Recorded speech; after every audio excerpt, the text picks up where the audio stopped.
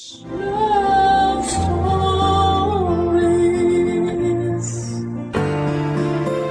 Hindi matatawaran ang pagmamahal ng isang magulang. Kahit sariling kaligayahan ay kaya nilang isangkalan, maramdaman lang ang tunay na pagmamahal para sa kanilang mga anak. Ikaw kabarangay, sa anong paraan mo naramdaman ang pagmamahal sa iyo ng magulang mo? Dear Papa Dudut, mapagpalang araw po sa inyo at sa lahat ng mga nakikinig ngayon dito sa Barangay Love Stories. Simula po nang magkasama kami ng nanay ko ay isa na rin sa naging bonding namin ang pakikinig ng mga kwento ninyo. Sa katunayan nga po ay nagpaparamihan pa kami ng mama ko ng napakinggang kwento sa Spotify at YouTube channel ninyo. At every time na nakikinig kami ay para na rin po kaming nanonood sa TV dahil magagaling din po ang mga voice actors sa inyong programa. Tawagin niyo na naman po ako sa pangalang Minet.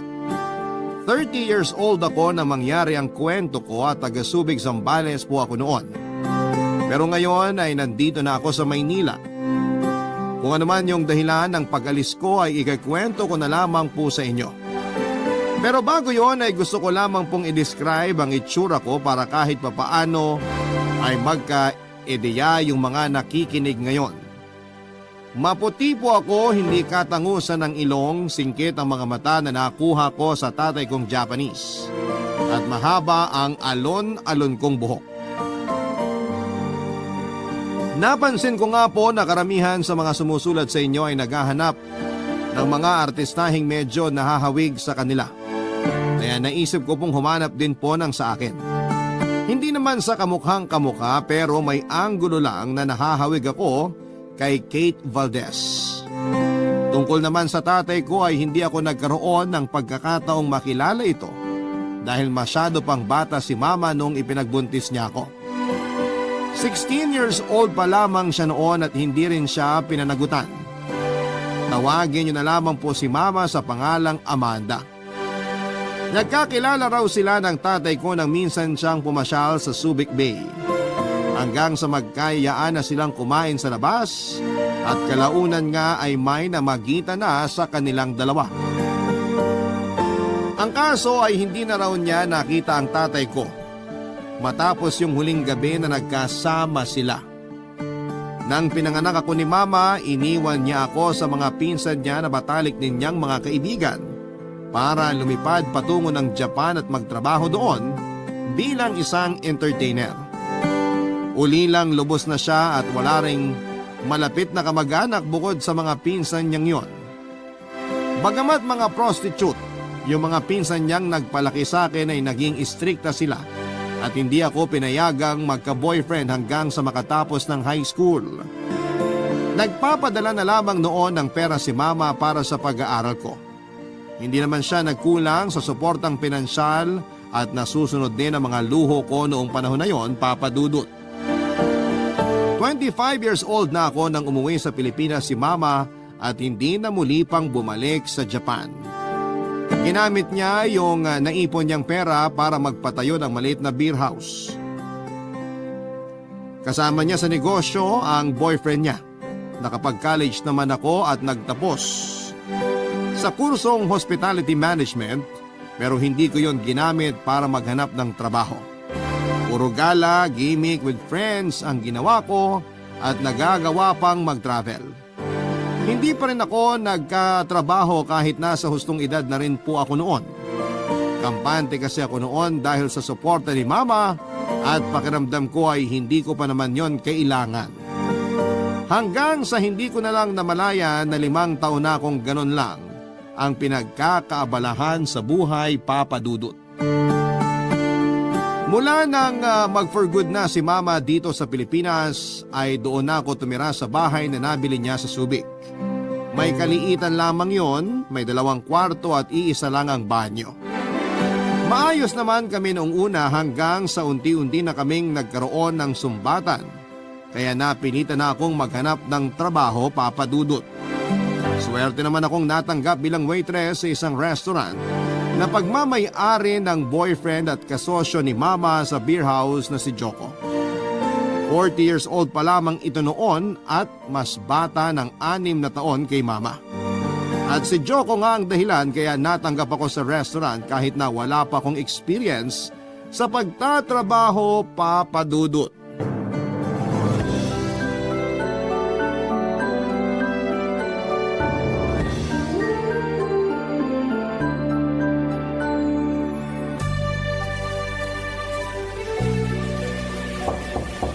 Han, nandyan ka ba? Parang may tao sa labas. Baka guni-guni ko lang yon. Han, papasok na ako ha. May susi naman ako dito. Ay, si Joko lang naman pala. Paano kaya ako lumabas ako ng nakatapis lang ng tuwalya? Tingnan ko lang kung di lumuwa mga mata niya. Minette, pasensya ka na ha. Pumasok na ako. Kala ko kasi si Amanda lang yun nandito. Okay lang. Di ka naman iba sa amin. Tsaka welcome na welcome ka dito, no? Kaso, wala rito yung hinahanap mo. Nasa beer house pa. Ganun ba? Anong oras kaya siya makakauwi? Bakit hindi mo i-chat o kaya tawagan? Hindi ka naman siguro makaka-istorbo sa kanya. Ikaw naman yan eh. Ay, teka, ba't nakatayo ka lang dyan sa may pinto? Halika, upo ka sa sofa namin, oh. Tabi tayo. Salamat. Salamat ka dyan. Lagi ka naman nandito, no? Di ka man lang ba magbibihis? Oh, sorry. Naiilang ka ba na nakatapis lang ako ng tuwalya? Hindi naman. Ikaw, baka mailang ka. Pasensya na talaga't naabala pa kita. Mukhang kakatapos mo lang maligo eh. Okay lang, no? Bisita ka kaya namin. Huwag mo nang isipin yun. Carry lang sa akin yung nakaganito. May pagkakapareho pala kayo ng mama mo. Ganito rin ba siya sa'yo pag kayo lang? Oo. Minsan nga, wala pa kahit Huwag mo anong... nang ituloy. Kung ano lang yung itatanong ko, yun lang ang sasagutin mo. Okay ba yon? May itatanong ka pa pala. Ano to, interview? Hindi naman. Na-curious lang ako kung paano kayo nagkakilala ng nanay ko. Hindi ko naman kinakahiya na entertainer siya eh. Gusto ko lang malaman kung... Parang alam ko na kung ano yung tinutumbok mo. Yung gusto mo bang itanong kung naging customer ako ni Amanda? Nakuha mo. Galing mo doon. Nagkakilala kami sa Japan nung nagkaroon kami ng 3-day trip doon. Tapos may pinuntahan akong bar kasama yung mga kaibigan kong Hapon. At doon ko nga siya nakilala. In-entertain niya ako. Mabait naman siya at nagustuhan ko rin siya agad. Pero aware ka naman siguro sa edad niya, no? I mean, mas matanda siya kesa sa'yo. Tungkol dyan, hindi naman siya nagsinungaling sa akin. Sinabi niya agad yung totoong edad niya nung nagkaka-interest pa lang ako sa kanya. Ang totoo nga niyan, hindi ako naniwala nung sinabi niyang 46 na siya. Kung paglalapitin kasi kayong dalawa, parang nakatatandang kapatid mo lang siya eh. Ganon? Eh ako, kung di mo alam yung totoong edad ko, ilang taon na ako sa tingin mo? Parang mukha kang 25. Ikaw talaga? Pinapakilig mo ko. Ha? Wala. Natuwa lang ako sa sinabi mo. May tatanong din sana ako sa'yo. Ano naman yon? Bakit hindi ka pa nagkaka-boyfriend? Actually, nagkaroon na. Hindi lang alam ni Mama at saka nung mga tita ko na nagpalaki sa akin. Bakit sinekreto mo pa sa kanila? 30 ka na nga eh. Kung tutuusin, pwede ka nang mag-asawa. Kaya sigurado ako na di ka na nila pakikialaman pa. Kala mo lang yun. Sa sobrang strikta ng mga tita ko, sure ako nakikilatisin muna nila yung magiging boyfriend ko. Eh yung unang boyfriend ko noon, di rin naman kami nagtagal. Wala pa nga kaming 2 buwan nung nag-break kami. Talaga? Nakakailang boyfriend ka na ba? 3. 3? Tapos lahat yun? Di alam ni Amanda? Oo nga. Ang OA mo ah. Parang gulat na gulat ka pa obvious naman na may pagka-wild ako. Sabi ko nga. Papadudod 5 years na sila ni Mama pero duda pa rin ako noon kay Joko. Kaya naman tuwing may pagkakataon ay palagi akong may ginagawa para itest kung gaano siya kaloyal sa nanay ko. Noong nagkausap kami ay hindi ko naman talaga intensyon na akitin siya para magustuhan niya ako.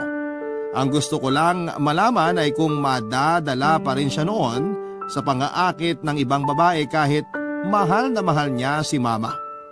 Hindi bang kami malapit ng nanay ko sa isa't isa ay hindi ko rin naman gugustuhin na paglaruan na lamang siya ng sinumang nakakarelasyon niya. Hanggang sa umabot na ako sa puntong inakit ko na si Joko. Kami lang kasing dalawa noon ang laging naiiwan sa bahay dahil busy sa beer house ang nanay ko. Madalas na siyang pumupunta sa amin at doon na rin natutulog. Dinaan ko lang sa inuman noong oras na yon yung pangaakit ko sa kanya. Hindi ko naman inaasahan na mauuwi sa kama at may mangyayari sa aming dalawa ng gabing yon. Nang mahimasmasan ako ay buti at hindi pa nakakauwi ang nanay ko. Kaya napabalikwas ako. Sinabihan ko si Joko na huwag na lang babanggitin kay Mama ang nangyari at kalimutan na lang din namin yon. Sobra ko na guilty sa ginawa ko at nadala na rin kasi ako noon ng kalasingan. Ilang beses kong sinubukang sabihin kay Mama yung tungkol sa pangaakit ko kay Joko pero hindi nagtutugma yung oras namin. Tulog na ako tuwing uuwi siya at sa umaga naman ay lagi rin siyang wala. Hanggang sa naisipan ko na lamang napuntahan siya sa beer house at doon na rin kausapin. Pero hindi ko inaasahan na maaabutan ko siyang may kalampungang lalaki. Alam ko naman na entertainer siya noon sa Japan pero dahil may sarili na siyang beer house, hindi naman niya kailangan na mag-entertain pa ng customers. Kaya sa tingin ko ay karelasyon niya ang lalaking na tiyempohan kong kalampungan niya noon. Naisip ko noon na patas lang naman pala sila ni Joko. Kaya sa halip na makonsensya ay in-enjoy ko na lamang yung mga nagawa namin. Binawi ko ang desisyon ko na iwasan na si Joko dahil aminado naman ako noon na gusto ko na rin palagi siyang kasama. Umabot yon ng ilang buwan na hindi pa rin nalalaman ni Mama Papadudot ang nangyari sa aming dalawa.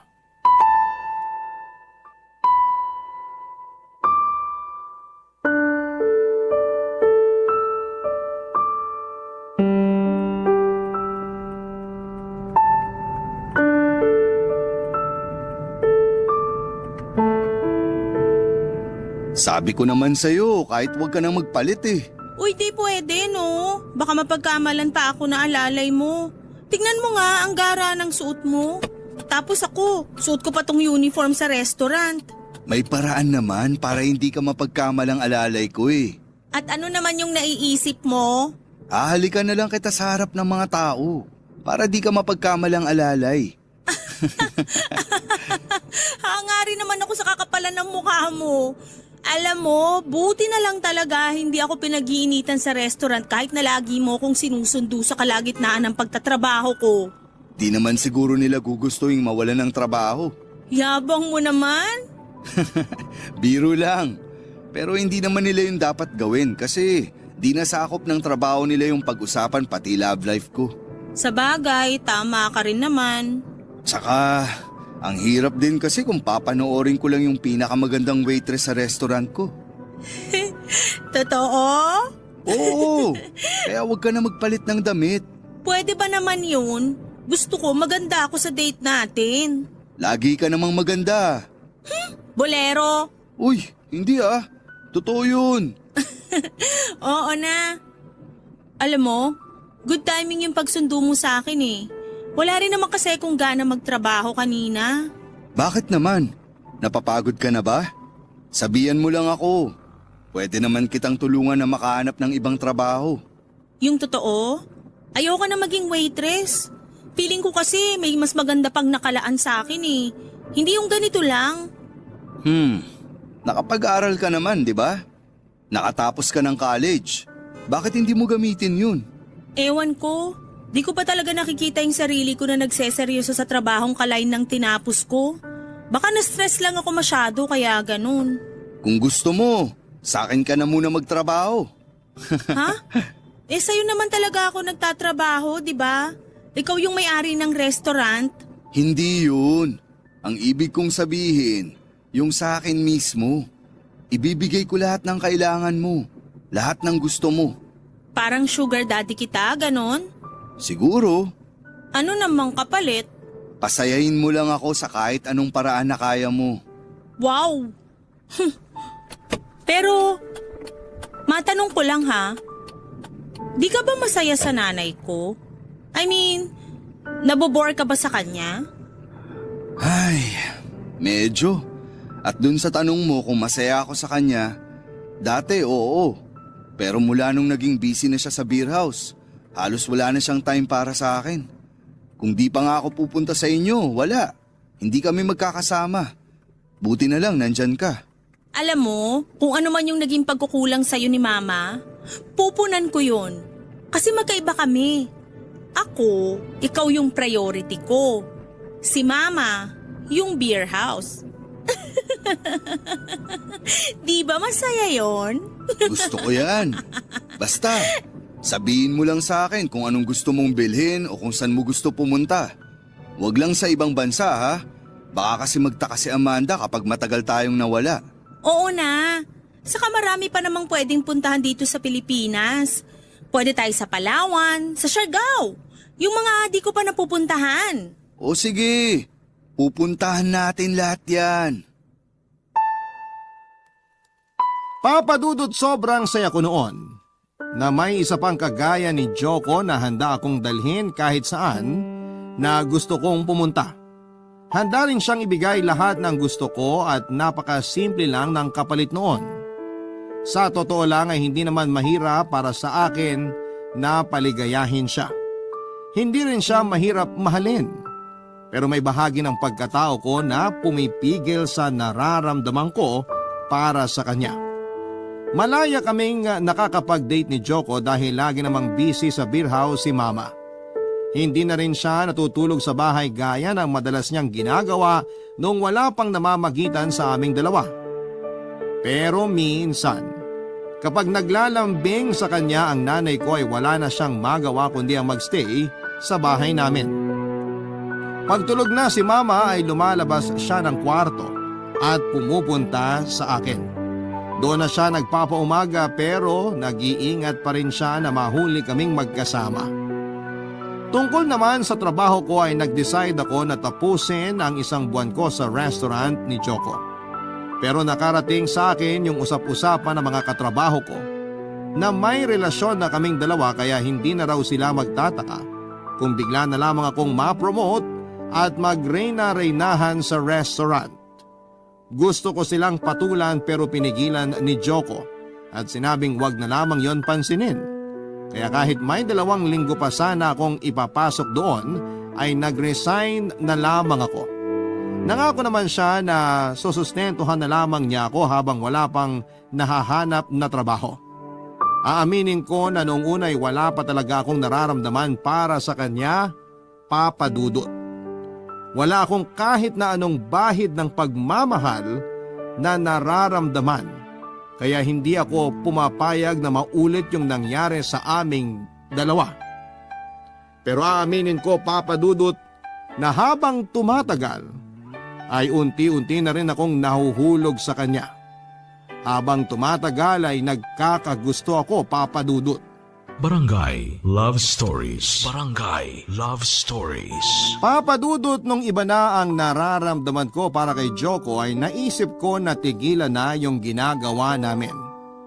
Kahit kasi masaya ako sa ganong klase ng setup namin ay mali pa rin yun dahil may relasyon pa rin sila ng nanay ko. Umabot na rin ako sa puntong gusto ko na siyang iwasan pero hindi ko yun magawa dahil naging sugar daddy ko na siya. Siyang nagbibigay ng lahat ng mga kailangan ko. Hindi siya pumapalya, mapadamit, bag, sapatos. Lahat ng luho ko, ayaw ko na rin bumalik sa restaurant o di kaya ay maghanap pa ng ibang trabaho. Bukod kasi sa maliit lamang ang sasahurin ay nai-stress pa ako at masyadong napapagod kaya hindi ko na pinakawalan pa si Joko. Dahil sa luhong tinatamasa ko ay hindi ko na naisip pa ang posibleng maging reaksyon ni Mama kapag nalaman niya na may relasyon kami ng boyfriend niya. Papadudot nung una ay umuubra pa yung pagtanggi ko kay Joko kapag hinihiling niya na may mangyari sa amin. Pero nang tumagal-tagal ay hindi na ako nakakatanggi sa mga aya niya.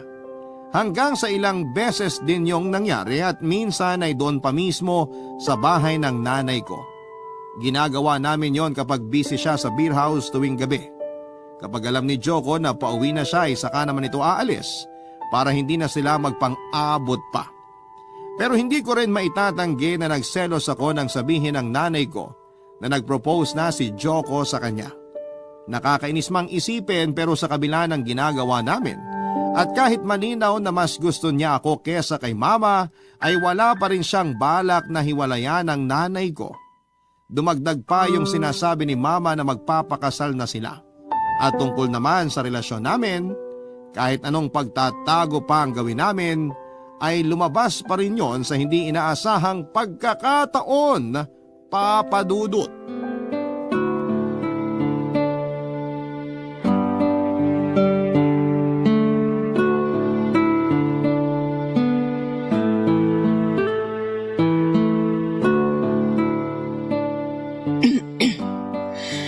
Kumusta naman yung trabaho mo sa restaurant ni Joko? Okay naman, ma. Wala ka bang nagiging problema sa mga katrabaho mo? Bakit naman ako magkakaroon ng problema sa kanila? Kasi maldita ka. Kaya hindi ako naniniwalang nakakasundo mo lahat ng katrabaho mo. Ma naman, kapag trabaho, trabaho lang. Hindi ako nakikipag-away sa kanila. Hindi nga ba? O may pumoprotekta sa'yo doon? Anong ibig niyong sabihin? Alam ko na may namamagitan sa inyo ni Joko. Paano mo naman nasabi, ma? Minette, akala mo ba talaga ganun ako kamanhead para hindi ko maramdaman na parang ayaw na sa akin ni Joko? At nahuli ko kayo, dito mismo sa bahay, doon sa sofa. Gusto mo bang idetalye ko pa kung paano ko nakita yung kababuyan nyo? Ma, kumakain tayo. Pwede bang mamaya na lang? Lumayo tayo sa pagkain. Halika, doon tayo sa sala mag-usap at wag na wag ka magsisinungaling sa akin.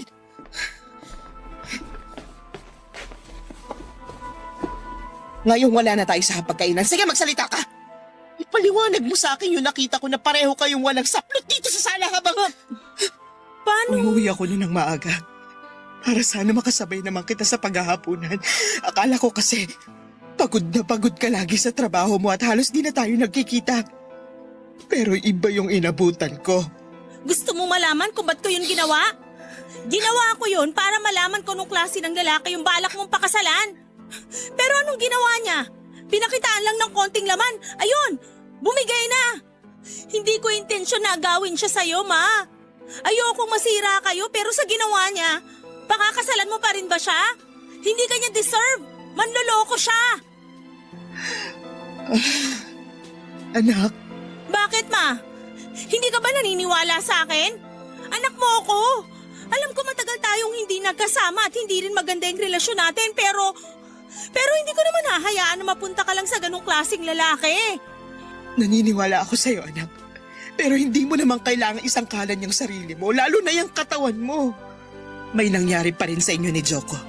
Paano kung mabuntis ka? Ma, wag niyo na akong alalahanin. Nagpipilis ako.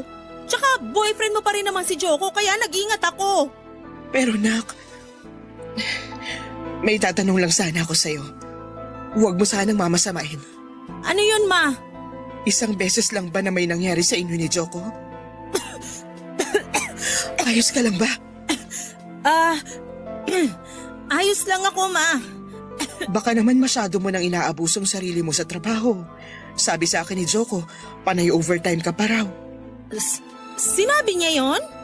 Oo. Nak, hindi mo naman kailangang bugbugin yung sarili mo sa kakatrabaho.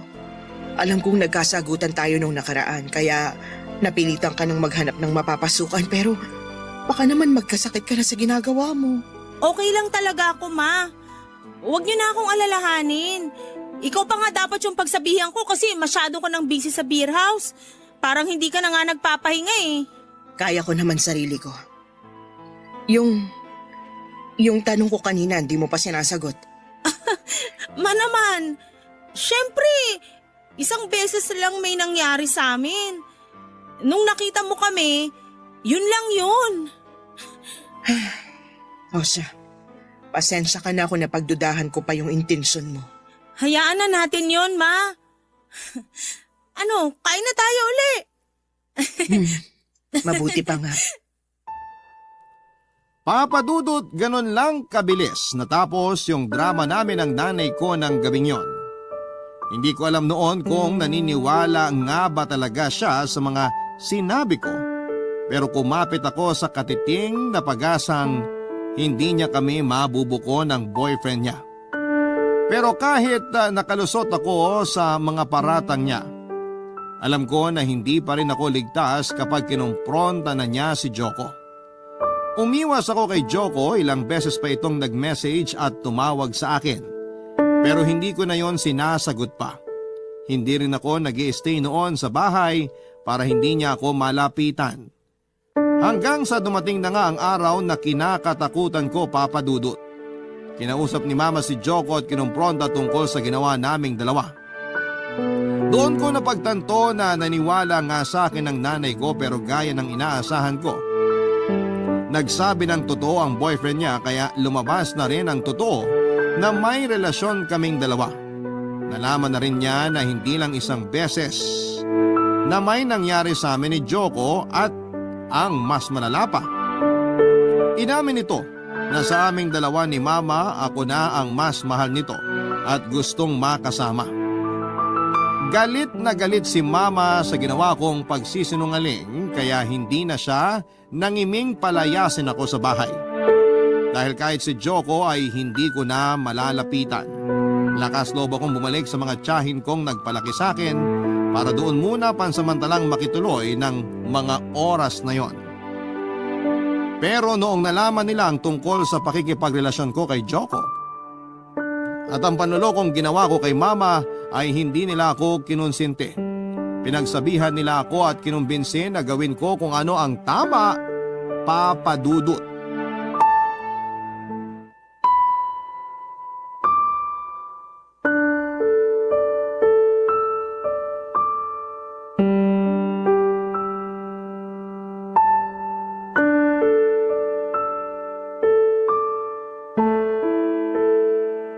Anong ginagawa mo rito?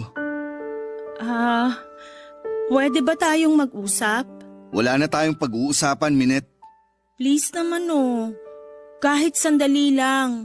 Tungkol saan ba yung pag-uusapan natin, ha? Sa pambabaligtad mo ba sa akin? Sige, para mas maging malinaw kung paano mo ko pinagmukhang tanga. Choco. Bakit? Totoo naman, di ba? Isinangkalan mo ko para iligtas ang sarili mo. Sinabi sa akin ni Amanda lahat ng pinag-usapan nyo. Lahat ng sinabi mo. Napakabuti mo namang anak para itest yung loyalty ko sa nanay mo. So ngayon iinsultuhin mo ko? Sa pagkakaalala ko na-enjoy mo rin naman yon. Oo, kasi akala ko totoo ka sa akin. Alam mo, nakakalito na nga eh. Hindi ko alam kung sinusubukan mo nga lang ba ako o sinadya mo akong akitin para masira yung relasyon namin ng nanay mo. Sige, aminin ko yung totoo. Nung una, balak ko lang natuksuhin ka para subukan ka. Kasi kahit hindi kami ganun kaayos ng nanay ko, ayoko namang mapunta siya sa isang manloloko. Pero habang tumatagal, nagugustuhan ko na yung ginagawa natin. Nagugustuhan na kita. Alaga? Bakit hindi yun yung sinabi mo kay Amanda? Sana pala nagsinungaling na lang din ako at idiniin kita. Tutal, baliktaran lang din naman yung gusto mo. Wala na akong choice nun. Nasukol na ako ni Mama. Nakita niya tayo kaya wala na akong maisip na pwede ko pang idahilan sa kanya. Kaya okay lang na ako yung magmukhang masama? Alam mong di yan yung intensyon ko. Hindi eh.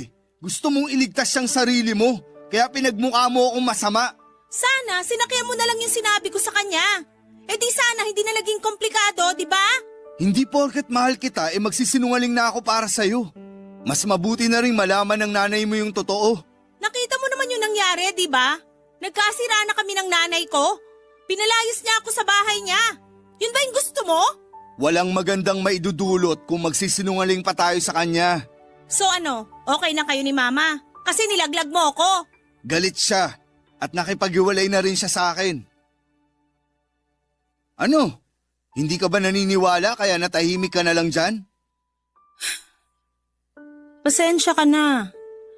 Natakot lang din kasi ako na magkasira kami ni Mama. Hindi rin naman maaayos yung relasyon nyo kung paninindigan mo pa yung kalokohan mo eh. Sorry kung naging makasarili ako. Hindi mo rin naman ako masisisi kung nagalit ako sa ginawa mo. Masakit yun. Akala ko okay tayo. Okay naman tayo eh. Hindi yun ang ibig kong sabihin. Ang akala ko kasi, kapag nabuko tayo ng nanay mo, ipaglalaban mo kung anong meron tayo. Mahirap yung gusto mong mangyari. Alam mo naman kung gaano ka-importante sa akin si Mama, di ba? Hindi kami pwedeng magkasira. Siya na nga lang yung magulang na meron ako eh.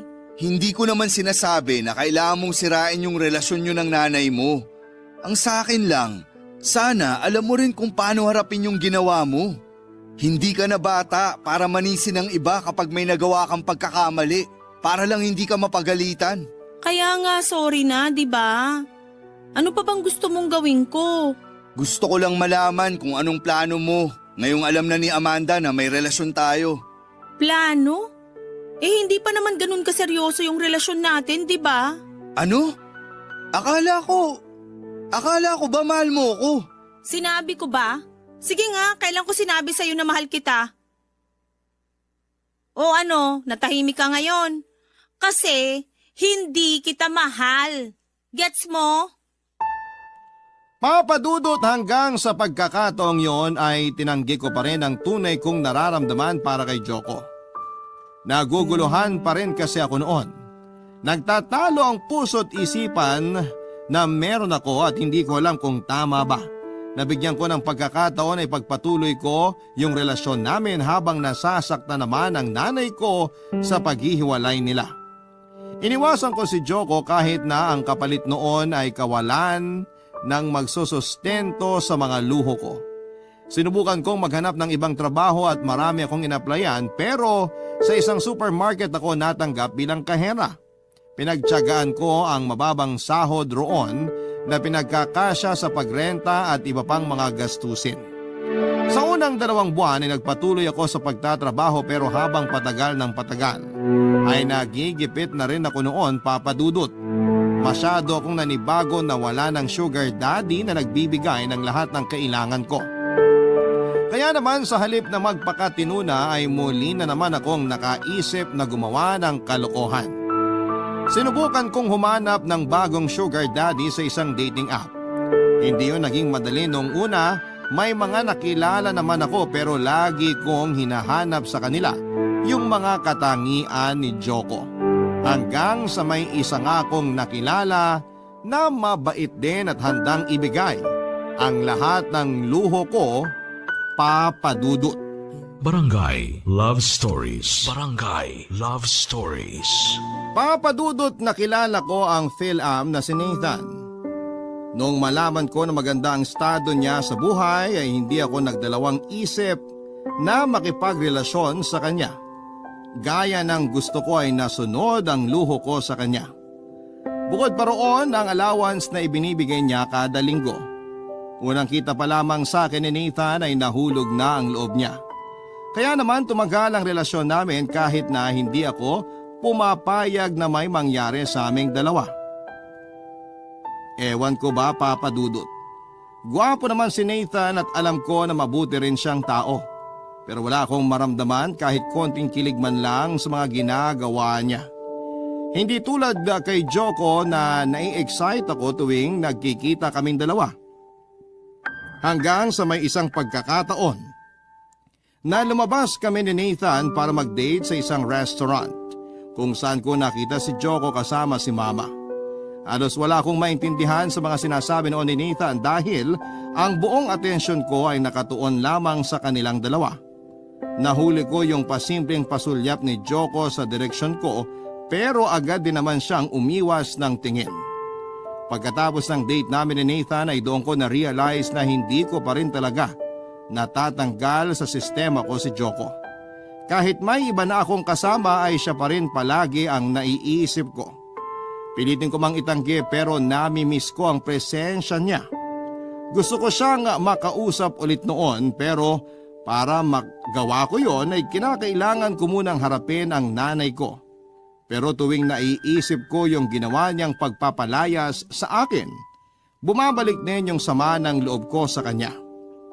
Isang gabi, nang umuwi ako sa inuupahan kong apartment, nagulat ako na nasa labas si Mama at hinihintay ako, Papa Dudut.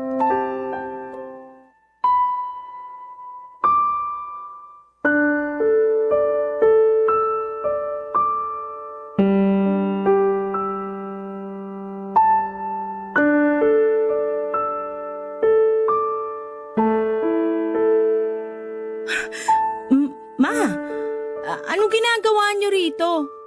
Tsaka, paano niyo nalaman na dito ako nakatira? Nasabi sa akin ng mga tita mo, anak. Sa loob na lang tayo mag-usap.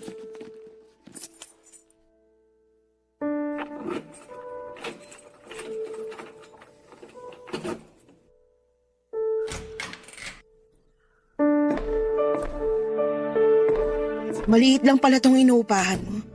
Ayaw mo bang bumalik na lang sa bahay? Maupo muna kayo dyan sa sofa.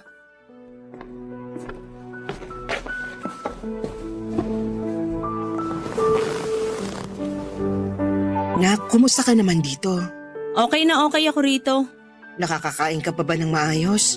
Makapagtanong ka naman, parang di ko kayang buhayin yung sarili ko.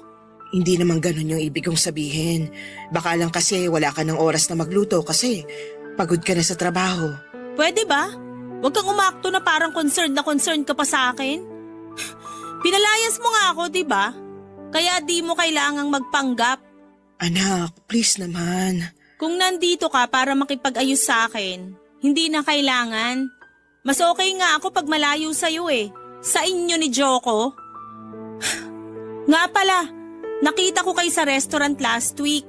Mukhang okay na kayo ah. Nagkabali ka na ba kayo? Humingi na ng tawad sa akin si Joko pero magkaibigan na lang kami ngayon. Ikaw, hindi ka ba nagsisisi sa ginawa mo? Seryoso ka ba? Bakit naman ako magsisisi kung tutuusin nga? Patas lang naman kayo ni Joko.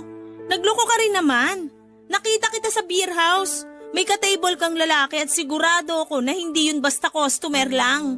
Minette, alam mo naman kung anong trabaho. Oo nga pala. Prostitute ka. Kaya bakit pa ako magtataka? Dahan-dahan ka sa pananalita mo.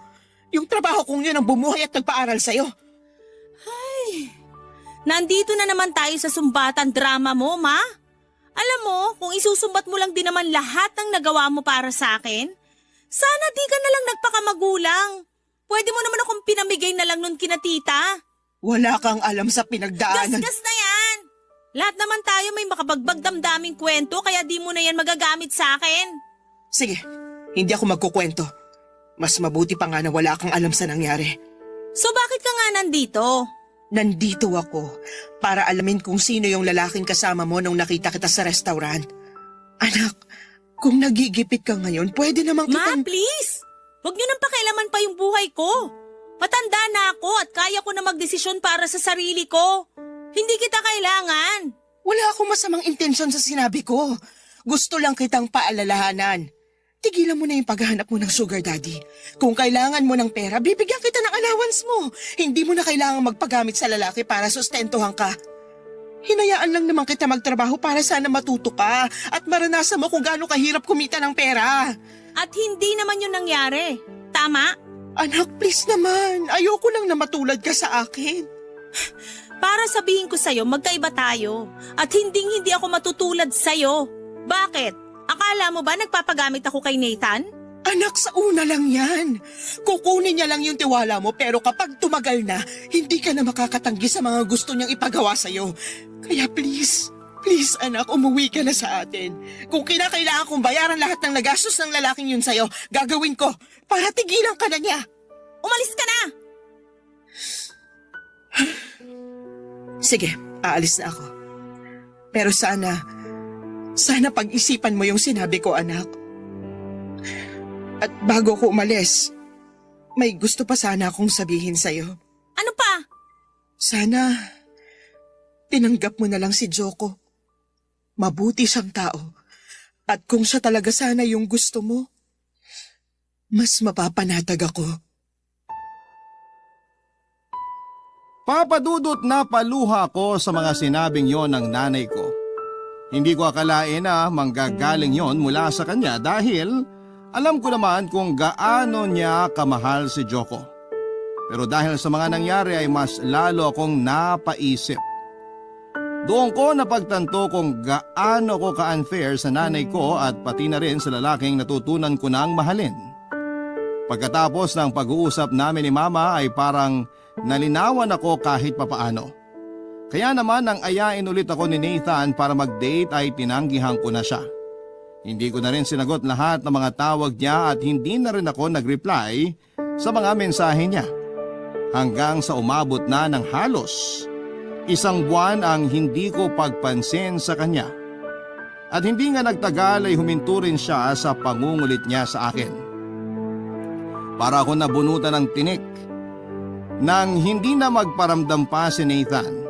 Pero kahit malaya na ako noon ay hindi ko pa rin magawang kausapin si Joko dahil hindi ko alam kung papaano siya haharapin pagkatapos ng lahat ng mga nangyari sa aming tatlo ng nanay ko. Nag-focus na lamang muna ako sa trabaho ko at unti-unting sinanay ang sarili ko na hindi umaasa sa pera ng ibang tao. Hanggang sa dumating ang isang pagkakataon na naging customer namin si Joko sa supermarket. Pero dahil bawal kaming makipagkwentuhan sa oras ng trabaho, sinamantala ko na lamang ang pagkakataong yon para imbitahan siya na kumain sa labas, papadudot.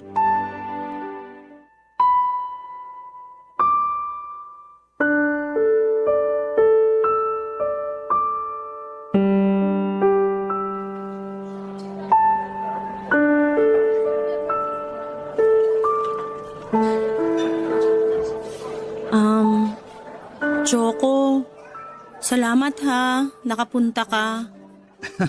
Siyempre naman, minsan ka na nga lang manlibre, tatanggihan ko pa ba? Pasensya ka na ha. Ito lang kasi yung kaya ko. Alam mo naman, dami ring gastusin tapos di pa kalakihan yung sinasahod ko.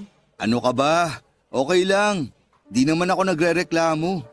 Tsaka na-miss ko rin talaga kumain sa fast food. Kumusta ka na nga pala? Eto, nag-a-adjust pa rin sa pagiging independent ko. Nagalok naman ng tulong sa akin si Mama pero tinanggihan ko. Galit ka pa rin ba sa kanya?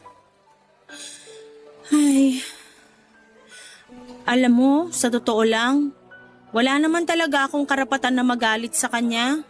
Ako yung may kasalanan, hindi siya. Siguro, nadala na lang din ako ng pagtatampo ko nung matagal siyang nawala kaya nung nagkasagutan kami, sumabog din ako. Huwag mo sanang mamasamain pero tama ka. Hindi ka dapat magalit kay Amanda. Alam ko lahat ng pinagdaanan niya bago siya makauwi dito sa Pilipinas. Nga pala, may nabanggit kasi siya sa akin na pinagdaanan niya raw nung nagtatrabaho pa siya. Nasabi niya rin ba yun sa'yo? Oo, yung tungkol dun sa huling customer niya dito sa Pilipinas bago siya mag-Japan. Pwede mo bang ikwento sa akin yun? Pero ibinili niya sa akin na wag kong ikukwento yun sa'yo. Please, Joko. Kapag sinabi mo yun sa akin, promise, pag-uusapan din natin yung tungkol sa ating dalawa. Ay, pero sana di na to makarating sa nanay mo ha. Oo naman. Gusto ko lang talagang malaman. Gusto ko na rin kasing makipag-ayos kay Mama, pero ayoko na magkwento pa siya tungkol sa past niya. Feeling ko kasi malala yung pinagdaanan niya at ikakalungkot niya lang yun. Tama ka. Malungkot talaga yung nangyari. Pinagsamantalahan si Amanda. Sabi niya, makulit daw talaga yung customer na yon at kahit di na oras ng trabaho, sinusundan pa rin siya. Hindi ko na idedetalye kung ano pang nangyari nung gabing yun, pero yun ang pinakadahilan kaya nagmadali na siyang makaalis. Para makalimot sa nangyari sa kanya. Di rin madali sa kanya yung desisyon na bumalik dito sa Pilipinas kasi posible pa silang magkita nung lalaking yun. Kilala mo ba kung sino yung lalaking yon? Kailangan niyang managot sa ginawa niya sa nanay ko. Ay, wala na siya, Minette. Prostate cancer daw yung ikinamatay. Kaya wag na natin siyang pag-usapan. Pinatawad na rin siya ni Amanda kahit wala na siya. Mas lalo tuloy ako nakokonsensya sa ginawa ko kay mama. Sobrang sama ako. Wala akong kwentang anak. Napatawad ka na rin ng nanay mo. Wala na sa kanya yung nangyari. Kaya ka nga niya hinanap eh. Mas nangingibabaw kasi yung pagiging nanay niya sa'yo kaysa sa pride niya. Pagkatapos natin dito, kakausapin ko siya. Sasamahan kita. Salamat ha. Ikaw, kumusta ka na? May girlfriend ka na ba ngayon? Wala pa eh. Masaya pa kasi sa iba yung babaeng gusto ko. Sira ka talaga, no? Ano yun, hihintayin mo silang mag-break? Kung kinakailangan, gagawin ko. Yak, ang drama mo. Madrama pa rin ba kung sasabihin kong ikaw yun? Ha? Ako? Oo, kaso may boyfriend ka na eh. Kung si Nathan tinutukoy mo, hindi na kami nagkikita noon. Iniiwasan ko na siya. Mapanakit ka talaga, no? Aminado naman ako doon. Pero binabago ko na yun ngayon. Kung ganun, pwede ba kitang ligawan? Pwede naman. Pero Pero ano? wag muna ngayon. Kailangan ko kasi munang ayusin yung sarili ko. Gusto ko munang patunayan kay mama na nagsisikap na talaga ako sa buhay. Kung ganun, hihintayin kita. Kaya mo. Kayang-kaya. Kaya wala nang atrasan to, ha? Papa Dudut, humingi na rin po ako ng tawad kay Joko. Pero kahit gaano ko pa kagusto na pagbigyan siya sa panliligaw niya ay pinigilan ko muna ang sarili ko hanggat hindi ko pa naaayos ang buhay ko. Kinausap ko na rin ang nanay ko at nagkaayos na kaming dalawa. Matapos nga ang ilang buwan ko sa pagiging kahera sa supermarket ay sinubukan ko maghanap ng ibang trabaho sa Maynila. Nagalok naman ang tulong sa akin si mama kahit sa matutuluyan ko man lang. At dahil sa pangungulit niya ay pumayag na rin ako. Hindi raw kasi siya mapapanatag kung magtsatsaga na naman ako sa maliit na apartment na hindi rin gaanong kasafe para sa tulad ko na walang ibang kasama. Sa ngayon ay isa na po akong casino dealer sa isang sikat na hotel and casino. Masaya naman ako sa trabaho ko at pinayagan ko na rin si Joko na manligaw sa akin at para mas madalas kaming magkasama. Dito na rin siya sa Maynila nag-i-stay. Si mama naman ay binibisita ko tuwing weekend kahit medyo malayo ang biyahe para makapag-bonding pa rin kami. Pero minsan ay siya na ang pumupunta sa akin. Share ko na rin po na meron na siyang bagong boyfriend sa ngayon. Halos magkaedad lamang sila at sa nakikita ko ay masaya naman sila kaya napapanatag na rin po ako.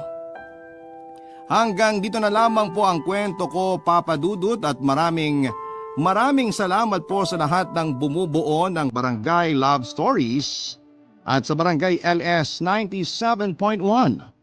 Mabuhay po kayo and God bless. Ang inyong forever kapuso at kabarangay, Minet. Nagustuhan ng iyong napakinggan? Ituloy yan via live stream sa www.gmanetwork.com/radio. Barangay LS 97.1 Forever